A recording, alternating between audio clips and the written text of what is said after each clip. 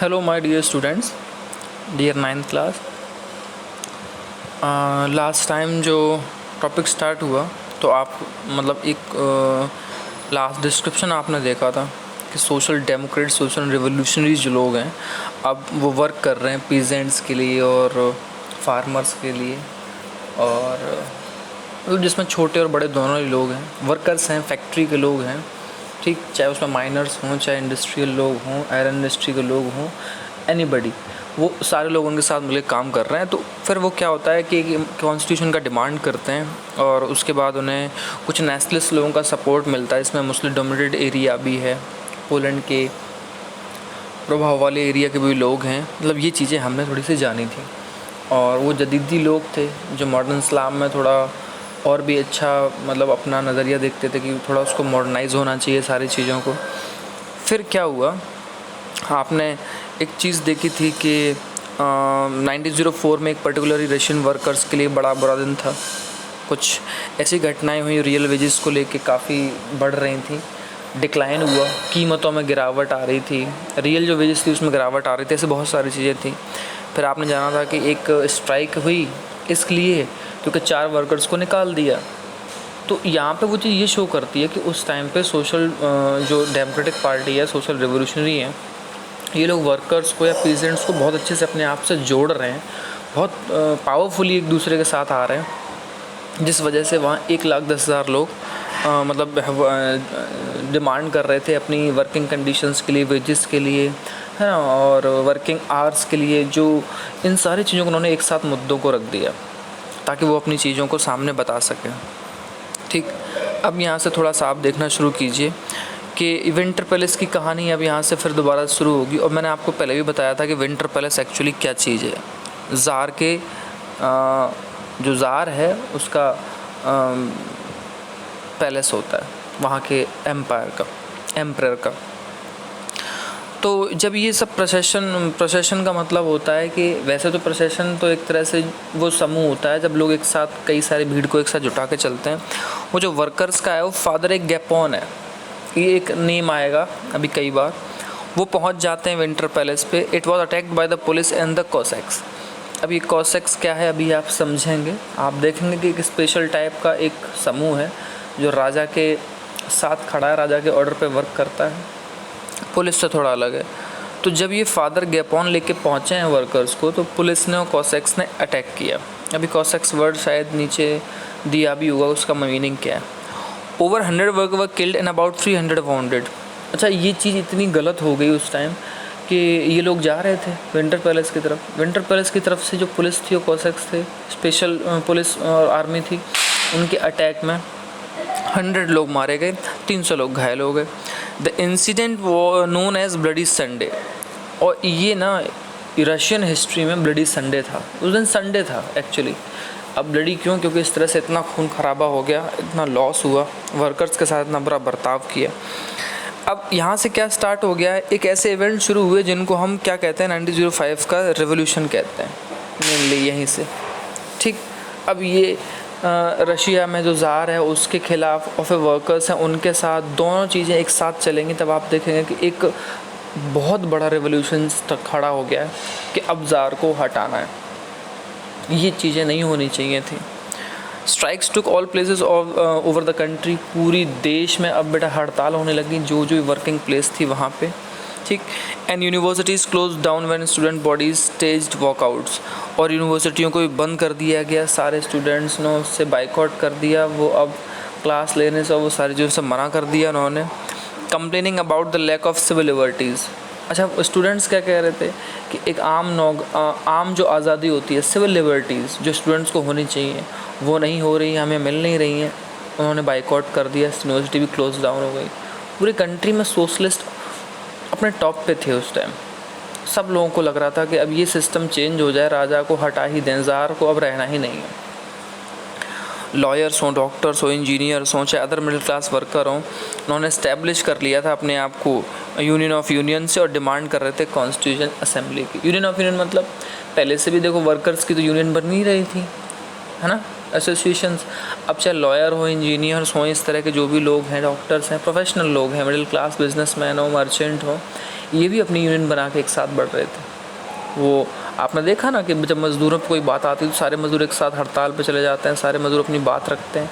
तो हर ग्रुप को ये लगा कि जब हम अपना ग्रुप बनाएंगे, अपनी बात रखेंगे, तो ही हम अपने आप, हमारा दबाव किसी चीज़ पर रहेगा और सरकार हमारी बात सुनेगी, महाराजा हमारे बात सुनेंगे। ठीक है, अब यहाँ पे एक चीज़ थोड़ा आप देखना। During the 1905 revolution the tsar allowed the creation of an elected consultative parliament or Duma. Actually Duma जो वर्ड है वो एक रशियन वर्ड ही है और वहाँ की पार्लियामेंट को आज भी ड्यूमा ही बोलते हैं।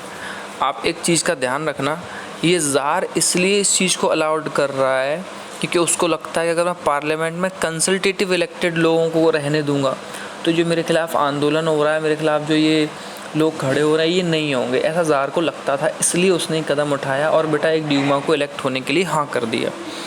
For a brief while during the revolution, जब ये रिवोल्यूशन चल रहा था उसी टाइम पे there existed a large number of trade union. अब ट्रेड यूनियन वो होती हैं जिसमें सारे मज़दूर वर्कर्स एक साथ होते हैं, ठीक, चाहे वो पोर्ट पे हों, फैक्ट्रीज़ में हो, चाहे वो कहीं पे भी हो, ठीक, माल ढोने वाले लोग हों, वो ट्रेड यूनियंस होती हैं बेटा, सारे लोग उसका अपना मेंबर होते हैं। और जो फैक्ट्री कमेटियाँ थी फैक्ट्रियों में, made up of factory workers, इन्हीं सब लोगों से मिलके बनी थी। 1905 के बाद most communities and union worked unofficially. अब ये अनऑफिशियली वर्क क्यों कर रही थी, तो इस वर्ड का पहले आप मतलब समझ लो। ऑफिशियली का मतलब होता है कि ये हमारा ऑफिस है, हम यहाँ से घोषणा कर रहे हैं पब्लिकली, हम अखबार में अपने इश्तिहार छाप सकते हैं, ऐड दे सकते हैं, हम फुली रूप से भाषण दे सकते हैं, मीटिंग्स कर सकते हैं, यानी कि उस पर कोई दिक्कत नहीं है। अनऑफिशियली इसलिए कर रहे हैं कि राजा उनको उठा ना ले और राजा उनको बैन ना कर दे, तो वो पीछे से रह के ये सारे काम हो रहे हैं यूनियंस के। Since they were declared illegal, अब वो अनऑफिशियली क्यों काम कर रहे हैं, क्योंकि राजा ने उस टाइम इलीगल घोषित कर दिया था ना सभी पार्टियों को कि जब ये एक्टिविटी ही नहीं होगी तो उनको इलीगल घोषित कर दो। Severe restrictions were placed on political activity, बहुत तरह के रिस्ट्रिक्शंस लगा दिए पॉलिटिकल एक्टिविटीज़ पे, कोई भी पॉलिटिकल एक्टिविटी नहीं होनी चाहिए इस वजह से। The tsar dismiss the first Duma within 75 days, और ज़ार ने फर्स्ट ड्यूमा को 75 डेज़ में ही डिसमिस कर दिया, उसने कहा मैं नहीं मानूंगा इसे। And the reelected second Duma within 3 months, और जब दोबारा से री इलेक्टेड हुई ड्यूमा उसको फिर 3 मंथ बाद रिफ्यूज़ कर दिया। यानी कि वो वही वाली बात आ गई, आपको याद होगा फ्रांस में जब राजा पार्लियामेंट के अंडर आने की कोशिश कर रहा था तो आपने देखा था कि वो मतलब आना नहीं चाह रहा था, तो वो चीज़ें क्या थी, तो उस वजह से ऐसे ही रशिया में भी था कि वो नहीं आना था क्योंकि राजा कंट्रोल में नहीं आना चाहता ना किसी के, वो तो ऑटोक्रेटिक है। He did not want any questioning of his authority और एनी डिडक्शन इज पावर, क्योंकि ना तो अपनी पावर में कोई कमी चाहता है और ना ही चाहता है कोई अथॉरिटी उसको क्वेश्चन करे, कोई उससे सवाल पूछे। आगे बढ़ते हैं। He changed the voting law and pegged the third Duma with conservative politicians। अब वो क्या कहता है कि यार मुझे बार बार ड्यूमा इलेक्ट करनी पड़ रही है, लोगों का दबाव है, तो अब उसने जब ड्यूमा इलेक्ट की तो उसमें कंजर्वेटिव्स भर दिए, वो लोग जो उसकी सोच के हैं, जो मोनार्क को सपोर्ट करते हैं, और ये सारी चीज़ें थर्ड मतलब ड्यूमा में थी, इसलिए उसने ये वोटिंग का सिस्टम ही चेंज करवा लिया। उसने कहा सारे कंजर्वेटिव्स मेरी तरफ ही होंगे तो वोट भी तो मेरे लिए करेंगे। लिबरल्स और जो रेवोल्यूशनरीज थे उनको बाहर कर दिया ड्यूमा से, जब आप उनको कर दोगे तो उनकी आवाज़ कौन उठाएगा, कोई नहीं। कंजर्वेटिव्स हैं वो किसको फॉलो करते हैं, ज़ार को, ज़ार के सिस्टम को मानते हैं, ज़ार के चहेते हैं। तो ये सारी चीज़ें उस टाइम अब होने लगी थी। ठीक है, देखिए यहाँ पे वर्ड आएंगे बेटा, उनको थोड़ा सा ध्यान देना है आपको। जदीदी ये मुस्लिम रिफॉर्मर हैं विद द रशियन एम्पायर, जो रशियन एम्पायर में रिफॉर्म करना चाहते हैं। रियल वेज का मतलब वही है कि जो रिफ्लेक्ट हो रहा है क्वांटिटी का गुड्स का, उसके हिसाब से उनको वो वेज मिलनी चाहिए एक्चुअली में जो ख़रीदी जाए। तो वही वाली बात है कि उस पर वो चीज़ कितनी सही और गलत ठहरती है, अब आप ही देख लीजिए। मतलब असल में जो मजदूरी मिलनी चाहिए वो तो मिल ही नहीं रही थी उन्हें। तो ये सारी चीज़ें थी। एक बहुत अच्छा टॉपिक स्टार्ट होगा ये वाला, the first world and the Russian empire.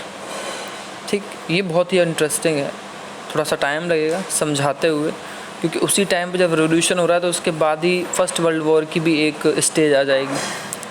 तो पूरे यूरोप में और पूरी दुनिया में फर्स्ट वर्ल्ड वॉर भी हो रहा है और उसके बाद वहाँ रशियन एम्पायर भी है। तो किस किस तरीके से चीज़ें देखी जा रही थी, ये चीज़ें आपको देखनी और समझनी पड़ेंगी। इसमें जो सबसे अच्छी बात है स्टूडेंट्स नोट करने के लिए, वो आप ये ध्यान रखना कि 1914 में फर्स्ट वर्ल्ड वॉर शुरू हुआ था। 2 यूरोपियन अलायंस थे, यानी कि 2 गुट थे। एक था जर्मनी, ऑस्ट्रिया, टर्की का, जिसे सेंट्रल पावर कहते थे। दूसरा था फ्रांस, ब्रिटेन और रशिया का, जिसमें बाद में इटली, रोमानिया ऐड हो गया था। जो ये वाला ग्रुप था, ये था आई थिंक एलाइड कंट्री। ठीक है, स्टार्ट करेंगे इसको, कल स्टार्ट करते हैं। Okay class, thank you.